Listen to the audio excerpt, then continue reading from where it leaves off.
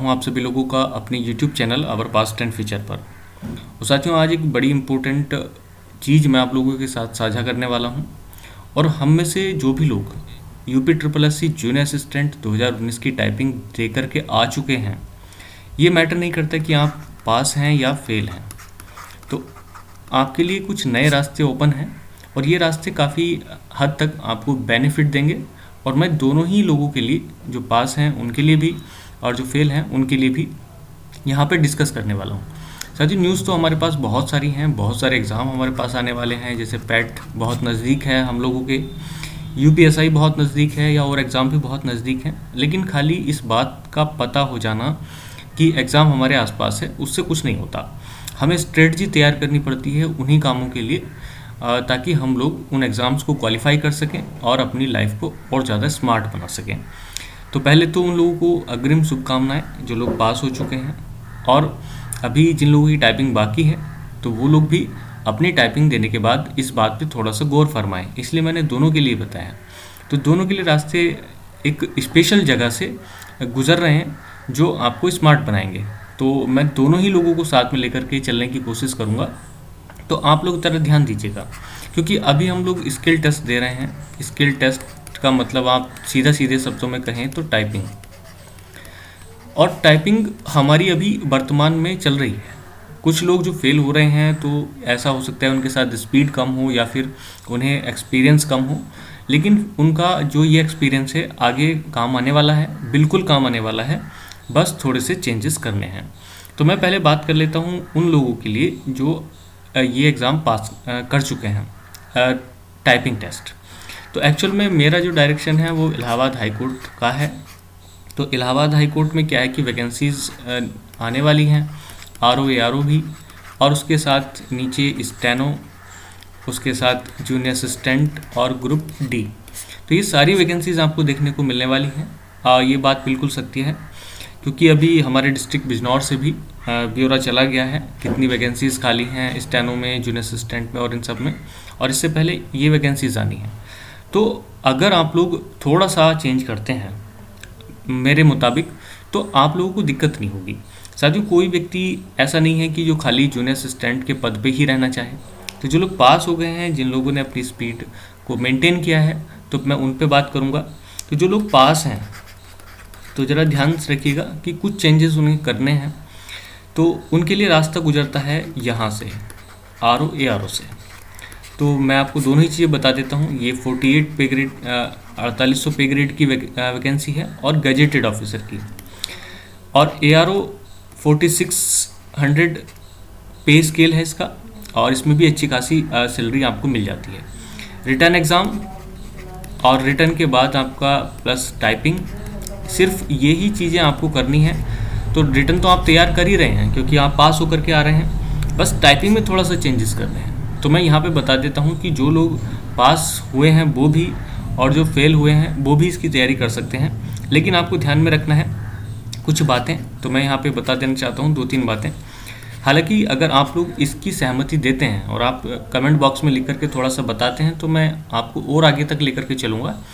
फिलहाल आप कुछ परिवर्तन अपनी टाइपिंग में और अपनी तैयारी में कर लीजिएगा। तो वो कौन कौन से परिवर्तन हैं, तो मैं विशेष तौर से अभी, क्योंकि टाइपिंग का माहौल चल रहा है, इसलिए टाइपिंग से जुड़ी हुई बात कर रहा हूँ। पहली बात, typing Allahabad high court RO ARO के लिए ओनली इंग्लिश चाहिए।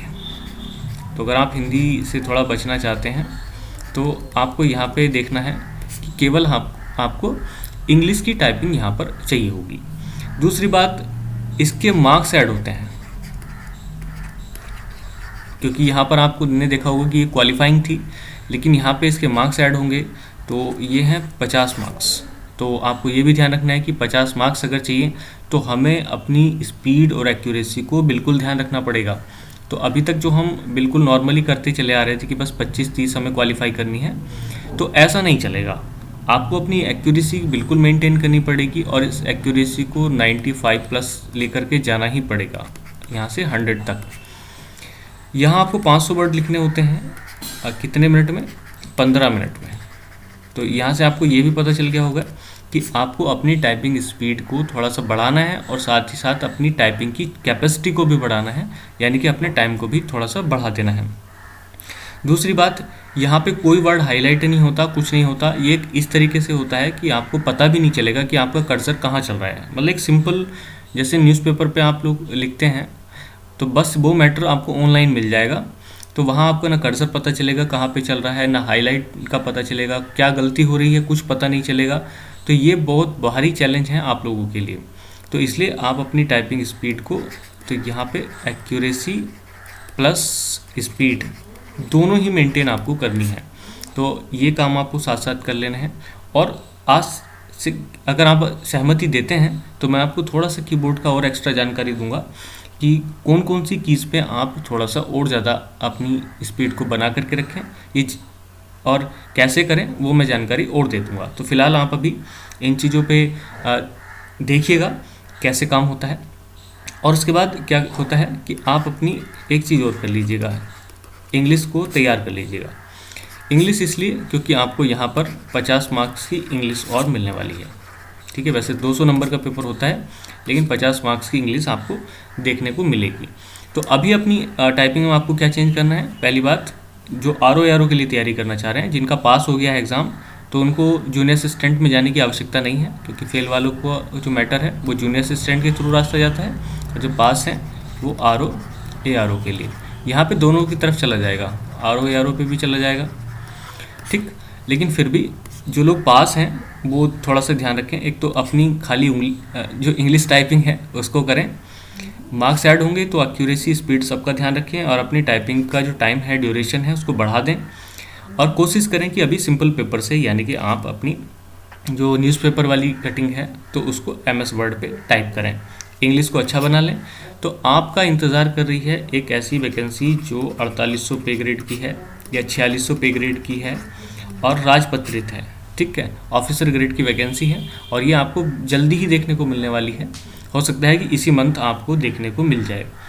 तो ये तो हुआ आपका हिसाब किताब। तो मैं उन लोगों की बात अब करने वाला हूँ जो किसी वजह से फेलियर का सामना कर रहे हैं, जो किसी वजह से 25 और 30 की स्पीड नहीं निकाल पाए। तो उनके रास्ते दो तरफ से जाते हैं, RO, ARO, और उसके साथ ही साथ आपका जो जूनियर असिस्टेंट है या स्टेनो है वो भी। तो स्टेनो वाले अलग बात है, लेकिन मैं जूनियर असिस्टेंट की स्पेशली बात करूँगा। तो जूनियर असिस्टेंट, थोड़ी सी बात को समझें। देखिएगा, इसमें भी जो टाइपिंग है मैं बस उसी को थोड़ा सा चेंज करा रहा हूँ आपको। टाइपिंग में ही आपको चेंज करना है फ़िलहाल, जब तक आपकी टाइपिंग ये कंप्लीट नहीं हो जाती। सेम कंडीशन है, 25 वर्ड इसमें 25 वर्ड प्रति मिनट WPM चाहिए, और 30 वर्ड पर मिनट इसमें भी चाहिए। ये हिंदी मैटर है, लेकिन ये इंग्लिश मैटर है। तो क्या क्या चेंज आपको अपनी टाइपिंग में करने हैं, तो वो मैं आपको बता रहा हूँ, जो अभी अपनी टाइपिंग में, यानी कि जूनियर असिस्टेंट जो UPSSC वाली है, उससे क्या चेंज करने हैं। पहली बात, आपको यहाँ पे 250 वर्ड लिखने हैं 10 मिनट में। तो आप समझ गए होंगे कि एक तो सबसे पहला काम आपको करना है कि अपना टाइम इंक्रीज़ करना है, यानी कि आपको अपनी टाइपिंग 10 मिनट वाले शेड्यूल पे करनी है। यहाँ 300 वर्ड आपको लिखने होते हैं, तो ये भी आपको 10 मिनट में आपको लिखने पड़ेंगे। तो बात समझ गए। 25 मार्क्स मिलने वाले हैं इस चीज़ के लिए, और इसके लिए भी 25 मार्क्स मिलने वाले हैं।